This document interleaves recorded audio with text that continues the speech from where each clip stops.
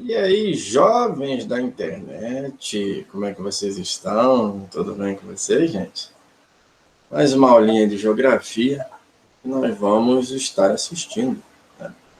Hoje nós vamos trabalhar um complemento aí das aulas anteriores que nós vamos analisar, né, um braço da geografia. Vocês percebem que a geografia ela sempre está junta, sempre está caminhando aí em conjunto com as outras disciplinas, né? Se você for lembrar aí das aulas de fusos horários, de escala cartográfica, por exemplo, você lembra ali que tem a questão do matemática, né? Quando a gente estuda aí a origem do planeta, nós entramos aí em geologia, nós entramos em história, tá? Tudo isso. Então, hoje a gente vai conhecer mais uma vertente da geografia, que no caso aí vai ser a biogeografia. É um complemento da climatologia, que a gente passou aí 2 aulas analisando aí, né, questão climática, como que se dá, e hoje nós vamos entender os biomas, né? Biomas aí nada mais são do que o conjunto, nesse caso aí, das espécimes vivas, tá? As espécies vivas aí que compõem nosso planeta, tá?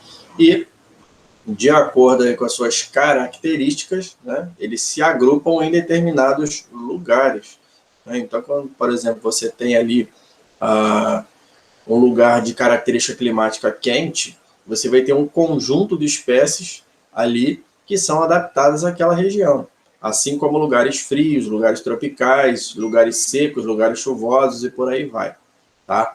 Então os biomas são esses conjuntos aí de espécies, tá bom? Para isso, eu estarei compartilhando com vocês aqui uma janelinha, como de costume, onde nós vamos ver aqui a questão da biogeografia, mas adentrando aí no termo biomas, tá? Então é o seguinte, ó, primeiramente, essa vertente da geografia, ela vai estudar a distribuição de espécies vegetais e animais, né? Então, no caso, aí seriam os fitos e os zoos, tá bom? Bom, assim como o clima, de acordo aí com a latitude, ele poderá ter a sua modificação, os biomas também nós temos aí as suas respectivas modificações, tá? Então, o que vai acontecer? Nós vamos ver que lá nas altas latitudes, por exemplo, onde tem ali os climas mais polares, né, nós vamos encontrar ali uma diversidade de espécies adaptadas a regiões extremamente frias, tais como a tundra, a taiga também, né? Conforme você vai chegando próximo às baixas latitudes, você vai encontrar aí características climáticas um pouco mais quentes. Sendo assim, você vai começar a perceber uma variedade maior de espécies, tá? E também, obviamente, com as suas respectivas características, né? Tais como as florestas tropicais, as savanas, né? O chaparral, né? O cerrado, por exemplo, também, as taigas, que seriam as florestas de coníferas, as vegetações de deserto também nós encontramos. Então, o que você tem que entender, querido, é o seguinte: quando você analisa essas regiões, você vai perceber que, por exemplo, as espécimes vegetais, né, elas se adaptam ali de acordo com aquele ambiente. Então, você vai ter lugares onde você vai ter plantas adaptadas a regiões extremamente úmidas ou extremamente secas. Você vai ver também determinados tipos de folha, né? Uma folha um pouco mais larga, que ela pode proteger o solo e também é utilizada, tem a importância de captar mais ali, né, a radiação solar, né? Então, assim, cada espécie aí, né, dentro de cada característica desses grupos de bioma, você vai acabar encontrando, né, essas adaptações, né? Você vai entender aí um pouco dessa engenharia do meio ambiente, digamos assim, essa engenharia da natureza, né? Como é que a natureza ela tem aí a sua sapiência. Bom, eu vou estar dividindo essa aula em algumas partes, tá? Então, assim, hoje nós não vamos ver todas as etapas do bioma, claro que não, porque é muita informação, tá? Então, o que a gente vai fazer? Hoje, nós vamos falar somente aqui de 3 grandes categorias que eu posso dividir aí os biomas, logicamente voltado mais ao lado de vegetal, tá bom? Então, vamos lá, gente. Aqui eu teria as classificações, com certeza, gente, a aula de biologia, vocês analisam, vocês já devem ter visto isso já, tá? Mas se não, irão ver algo bem parecido agora. Quanto a essa classificação dessa vegetação, por exemplo, dessas formas de vegetação, nós temos aquelas que são adaptadas quanto ao grau de umidade, outra, quanto à forma, né, a dinâmica quantitativa de folhas, né, no caso de perda de folhas ou não, ou parcialmente, e também quanto à forma das folhas dessas vegetações.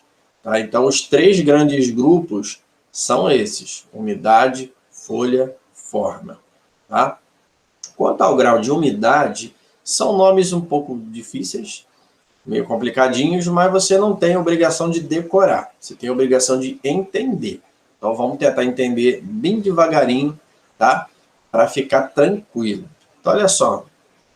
Primeiramente, nós temos aí as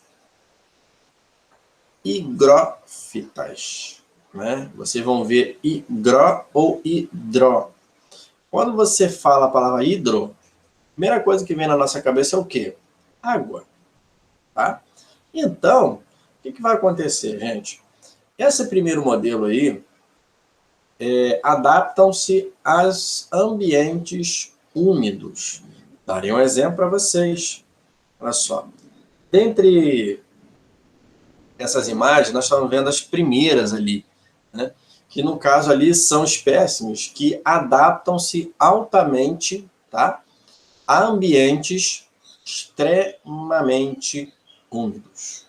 Tá bom? Então você vai perceber que a parte de cima dela, né, folhas e flores, ficariam ali ao lado de fora, na superfície, e, neste caso, suas raízes, os seus caules ficariam aí submersos. Tá? Então, digamos que ela sobrevive parcialmente ali na água, né?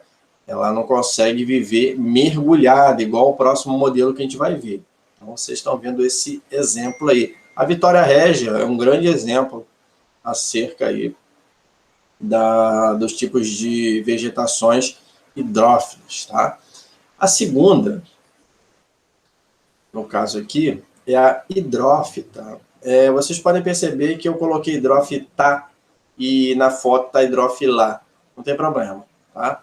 Bom, quanto a elas, elas são tipos de plantas que elas vivem dentro da água. Ou seja, elas podem sobreviver até, muitas das vezes, submersas. Tá? Então, a outra é parcialmente, tá?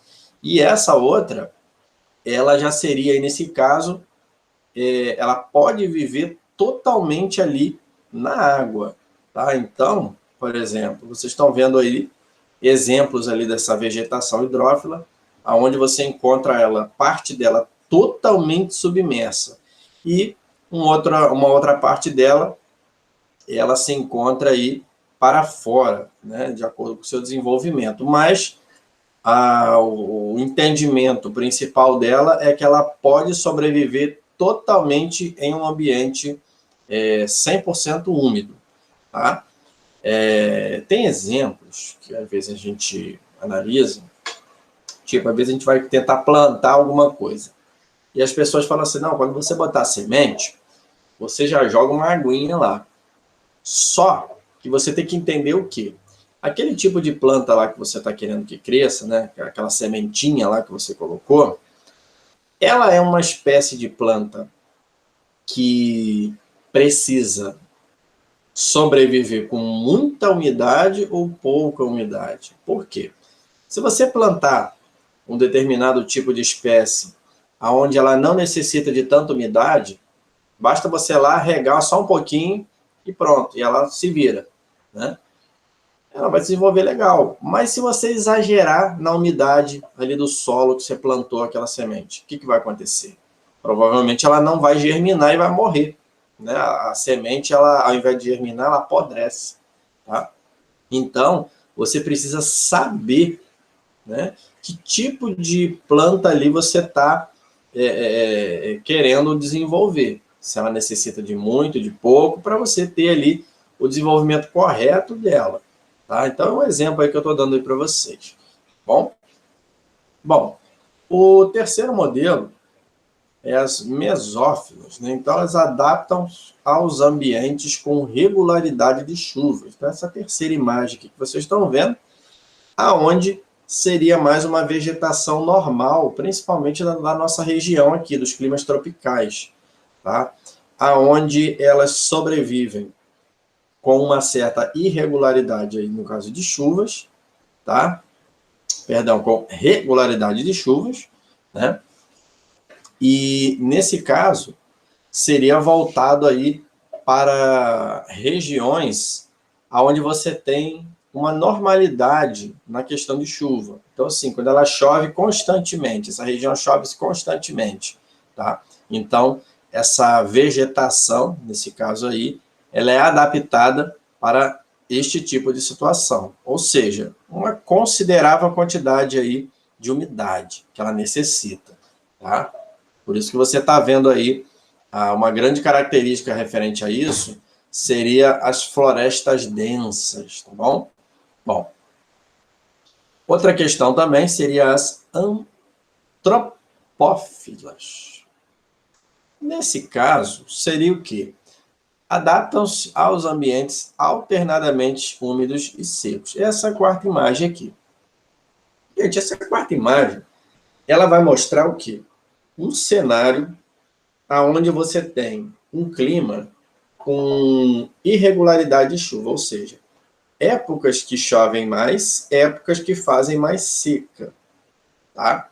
Então você vai perceber aí um ambiente misto, né? Onde você vai perceber um ambiente um pouco mais seco, mas em outro pedaço ali da imagem você vai ver uma certa vegetação mais verdinha, tá? Significa que aí você tem um meio termo. Essas plantas elas conseguem se adaptar, no caso, a regiões que tem períodos de chuva e outros períodos do ano simplesmente quase não chove ou não chove nada, tá? Então, é um tipo de vegetação que aceita aí um clima, uma umidade aí, uma questão de umidade bem mista, né? Bem diversificada. Tá bom? Bom, a outra, a lófita. A lófita seria, no caso, ambientes salgados. Normalmente, esse tipo de vegetação, parece um capim, né? Nós vemos muito ali em beira litorâneas, né? Beira de mar, vamos dizer assim. Questão aí também de algumas regiões de mangue, onde você tem aquela água salgada ou meio salobra, né? Onde você encontra aí essa acidez na água, né? Essa salinidade mais alta. Então, o que vai acontecer? Ela tem um mecanismo dentro dela, essa vegetação aí, que ela consegue suportar a salinidade, né? Para você entender um pouco isso, pensa assim, em nós, tá? Nós seres humanos. Será que nós conseguiríamos sobreviver ao ambiente com muita água salgada? Se, por exemplo, nós tivéssemos que nos hidratar daquela água salgada, será que a gente iria conseguir sobreviver? Provavelmente não, tá? Então, assim como muitas plantas também, elas não toleram muito essa questão da salinidade, que altera o pH da água, acidez, tudo isso, né? Então, por exemplo, quando você pega uma espécie do tipo coqueiro, né? Por que o coqueiro ele consegue se dar muito bem em região ali próxima a mares? Em razão ali da salinidade que vem da areia também. Tá? Então a gente consegue ter ali um sucesso no desenvolvimento dessa espécie. Né? E assim como esse tipo de vegetação um pouco mais rasteira, aí vocês estão vendo também. Tá? Agora, se eu tentar colocar um pé de laranja na beira da praia, provavelmente, se eu não tratar aquele solo, ele não vai vingar, porque ele não suporta, né, muitas das vezes, essa salinidade contida junto ali desse solo litorâneo. Tá bom, gente? Então, é uma questão aí que a gente tem que entender e analisar. Tá? Então, essas são as halófilas. Temos também as xerófitas, né? No caso, elas adaptam-se aos climas áridos e semiáridos. Então, você vai perceber aqui que elas têm o seguinte: elas têm, primeiramente, um ambiente extremamente seco, vegetação escassa e rala, né? E muito rasteira também, você não vê árvores de grandes altitudes, tá? E você vê também espécies adaptados a esse tipo de clima extremamente seco, que no caso são aí as espécies cactíceas, né, os cactos. E as palmas, folha de palma também. Então, o que vai acontecer? São espécies que conseguem absorver e armazenar uma grande quantidade de líquido, né, significando que ela trabalha com reservas de líquido, significando também que ela, no caso aí, por causa dessa reserva, ela conseguiria suportar tanto tempo aí sem a reposição líquida, tá bom? Ou seja, muitos períodos aí sem chuva. Outra característica também dela é que ela tem raízes profundas, né? Por quê? Porque nesse caso, essas raízes elas vão buscando, né, o lençol freático ali até então. Então, às vezes você tem uma planta ali de 1,5 m, 2 metros no máximo de altura e uma raiz de 5, 6 metros de profundidade, tá? Porque ali ela tem que procurar a umidade para conseguir se hidratar também, tá bom? E automaticamente ela tem essa questão de armazenar líquido. Inclusive, se você tiver, por exemplo, perdido numa região como essa, todo mundo sabe que numa região de calor, a hidratação ela é muito importante para a sobrevivência. Então, você pode até sobreviver se hidratando do líquido armazenado nas cactíceas. É claro que não vai ter gostinho de água mineral, né? A gente sabe disso. Mas, numa emergência de uma sobrevivência, ela pode salvar vidas, sim. Tá? Bom, outra grande categoria aí até então, que nós podemos citar, nesse caso, é a sistemática, é a dinâmica das folhagens dessa vegetação. Tá? Então, você vai ter aí duas grandes subcategorias quanto às folhas.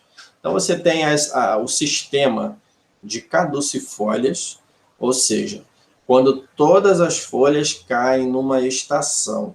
Eu coloquei uma imagem aqui de uma transição da perda de folhas. Tá? Então, tem estações do ano que a planta ela exige aí, né, uma dinâmica diferenciada.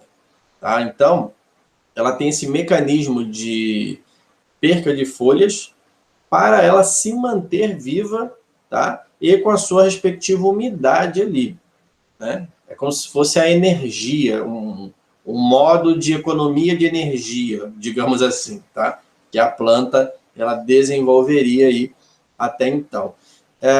Uma outra imagem que a gente consegue analisar, que não está aí, é daquele tipo de árvore, que ela está totalmente pelada, vamos dizer assim, né? Ela está totalmente sem folha, né? Só tá os galhos ali, às vezes a gente acha que ela está sequinha, está morta, mas não. Aquilo ali é um mecanismo ali que ela usa para sobreviver, tá? Para conseguir manter ali as suas energias, né? Para estar continuando o seu desenvolvimento, tá bom?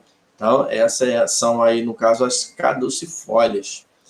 E também temos as perennifólias, ou seja, sempre verde, nunca perde as suas folhas. Então, aquelas árvores, né, de folhagem densa, que você nunca vê ali, ou raramente vê ela perdendo as folhas. Claro que quando a folha seca, ela vai cair, obviamente, tá? Mas é um tipo de árvore que você vê ali com muita densidade de folhagem, tá bom? Independente da época do ano, ela estará sempre com a mesma cara, né? A mesma aparência, tá? Normalmente você vê isso daí em muitos lugares extremamente úmidos, né? Como climas tropicais, equatoriais também. A gente consegue ver bastante esse tipo de vegetação do tipo perennifólia, né? Que não perde as folhagens, né? Agora, a outra seria aí, no caso, a latifoliada, tá? Nesse caso aí, representada por folhas largas e verdes, né? Aqui nós estamos vendo um exemplo, nosso município aqui de Angra dos Reis, principalmente na beira das estradas, a gente vê muito esse tipo de planta, inclusive até há versões comestíveis, né? Como a taioba, por exemplo, tá? A couve, ela pode ser uma espécie latifoliada também, tá bom? A gente usa aí na nossa culinária brasileira, tá? E ela tem os objetivos aí, né? De ser alargada dessa forma para ela captar mais ali a luz solar e também para estar protegendo o solo, para ele manter a sua umidade, tá? Então ela tem aí alguns fatores importantes aí, não só para a sobrevivência dela, quanto também a manutenção da umidade do solo. Temos também um outro modelo bem conhecido, que é a chamada aciculifoliada. Pois é um nome meio difícil, tá? Mas, normalmente, são folhas em forma de ponta. Vocês vão ver aí na imagem que, nesse caso, seria, por exemplo, um pinheiro. Todo mundo que já viu um pinheiro aí sabe que ele tem aquela folha pontuda, né? Parece que tem um monte de espinho pequenininho, né? É uma folha totalmente diferente das demais. Por quê? Esse formato de folha da ciculifoliada, ela consegue aderir melhor à umidade. Essa umidade poderia ser ali vinda do orvalho da noite, também da própria chuva. Não sei se você já tiver a oportunidade de ver um pinheiro molhado. Você vai ver que grande parte dele ele está ali com aquela água, né, a umidade, muito bem armazenada na folha. Diferente do latifoliada. Se você jogar um copo d'água em cima de uma folha latifoliada, a água vai escorrer por completo. A folha vai ficar sequinha bem rápido. A ciculifoliada não. Se você jogar lá um copo d'água numa folha dessa, você vai ver que aquela água ela vai ficar ali acumulada. Tá? Para que isso? Justamente para a própria folha ter, né, a própria planta ter uma absorção daquela água de maneira mais eficiente, tá? E funciona também com a neve. A neve, ela cai ali, ela adere a esse tipo de folha mais espinhosa, né, mais pontuda, tá? E depois que ela vai derretendo, ela vai virar água, obviamente, e o que vai acontecer? A planta vai estar absorvendo ali, se hidratando da maneira correta. Então, vocês estão entendendo aí a sabedoria da natureza, né? Como que, de acordo com cada ambiente, a natureza ela vai se adaptando e sempre desenvolvendo a vida cada vez mais aí de maneira eficaz. Bem interessante isso, tá, gente? Por fim aqui, nós vamos ver aqui os principais biomas, tá? Bom, nesse caso, diferem quanto à fisionomia, estrutura, e fatores ambientais relacionados ao clima, como aquilo que a gente já falou, como temperatura, quantidade, distribuição das chuvas, solo e também a altitude. Ok, gente? Então, assim, essa primeira parte se resume a isto, tá? O princípio básico do bioma, uma localização básica para você entender ali que está relacionado com o clima diretamente, tá bom? E essas categorias aí relativas à vegetação, né? Essas adaptações da vegetação em relação à região aonde ela poderia se encontrar. Ok? Então, eu vou estar mostrando aqui a atividade. Essa atividade, gente, ela é muito tranquila. Por quê? Aqui, basicamente, você vai olhar qual a categoria que se pede e vai marcar a opção pelo qual se encontram as características aí que estão pedindo. Então, por exemplo, já vou dar uma dica, um presente aí para vocês. Quando ele fala da ciculifoliada, foi a última que eu disse, vocês podem estar lembrando, né, nesse caso, que a ciculifoliada, normalmente, ela é uma ponta, é uma folha pontuda, meio espinhosa ali, tá? Parece com espinho, mas não é, faz parte da folha, aquela dinâmica ali. E também é curioso, tá? Que ela se dá mais em lugar frio, né? Então, vocês já estão vendo qual dessas três imagens se encaixariam aí com folhas pontudas em um lugar um pouco mais frio. E lembra muito ali a árvore de Natal. Então, já dei uma bela dica para vocês aí, para vocês estarem marcando a assertiva, tá bom? Bom, temos aí a hidrófila, né? Lembrando a gente que a hidrófila, ela, primeiro, hidro, vem de água. Então, você já tem duas opções aí para escolher, tá? Uma é relativa a ambientes salgados e a outra é relativa aí a plantas aí que vivem em uma umidade constante, tá? Então, você vai pensar aí e vai marcar qual a opção correta, logicamente abrindo, voltando o vídeo, a explicação do vídeo, ou também abrindo o slide para tentar entender melhor. Aqui você vai ter a mesófila, né? Você vai pensar aí o que seria a mesófila, tá? Dá uma olhadinha lá, qual é a característica dela e ver qual dessas três imagens se encaixam naquela característica que está lá no slide. Perenifolia, tá? Então você vai lembrar aí daquele tipo de vegetação que, nesse caso, já vou dar uma dica também, que nunca perde folhagem. Ou quando perde, ela perde praticamente nada. Pensa aí.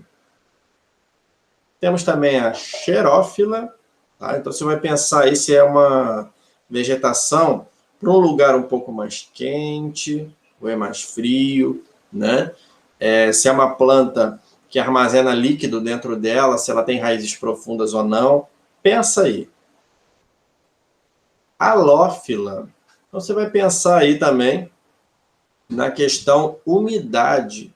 Uma planta úmida, ela sobrevive em ambientes extremos, tá? Hoje a água pode ter uma certa acidez diferenciada. Temos também a tropófila. Dá uma olhadinha nas características lá e vê qual a que se encaixaria melhor aí, tá bom? Higrófila, né? Gente, pensa, o higrófila, né? Pensa no hidro, pensa na água, tá? Qual dessas três aí seria mais sobreviventes a ambientes úmidos? Latifoliada, pois é, gente, latifoliada, você vai pensar em folha, né? Qual dessas três imagens você enxergaria melhor a expressão de uma folha, tá? Aí, no caso, a amostra aí em questão. Bom, e a caducifólia? Então, você vai pensar aí, né, Lembra que ela é o oposto aí, nesse caso, da perennifolia. Vai pensar e vai marcar, tá bom? E marcado, você vai clicar em enviar. Não se esqueça de botar o seu nomezinho, tá bom? E aí, você consegue estar resolvendo a atividade do dia. Ok, gente? Então, está dada a explicação. Deixa eu parar aqui a partilha. Querido, está dada a explicação. Tá bom? Então, você vai estar assistindo esse vídeo posteriormente, tá? Vai voltando, você pode ir pausando o vídeo e fazendo o exercício, que você vai conseguir matar a atividade rapidinho. Tá bom, gente? Então, olha só. Visto aí essa primeira parte, tá? Encerramos a explicação por aqui e ficando aí, utilizando aí para qualquer questionamento, qualquer dúvida, a plataforma. Tá bom, gente? Então, dê like no vídeo, compartilhe, curte. E um forte abraço para vocês, tá bom? Então, forte abraço e toca aqui. Toca aqui, toca aqui. Tchau, tchau, tchau, tchau.